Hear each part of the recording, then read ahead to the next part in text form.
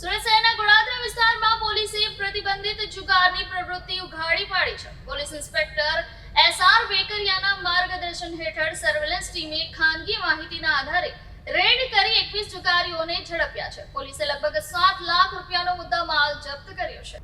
In charge police inspector Shri SR વેકરિયાના માર્ગદર્શન હેઠળ surveillance incharge police sub inspector Shri JS. Ramanandi તથા સર્વેલન્સ સ્ટાફ પેટ્રોલિંગમાં હાજર હતો. આ દરમિયાન હેડ કોન્સ્ટેબલ સંજયભાઈ ચોથાભાઈ તથા હેડ કોન્સ્ટેબલ અલ્પેશભાઈ તળજાભાઈને ખાનગી અને વિશ્વાસુ બાતમીદાર પાસેથી મળેલી સંયુક્ત બાતમીના આધારે તાત્કાલિક કાર્યવાહી કરી રેડ કરવામાં આવી હતી. આ રેડ દરમિયાન સ્થળ પરથી કુલ 21 જુગારીઓને રંગે હાથે ઝડપી પાડવામાં આવ્યા હતા.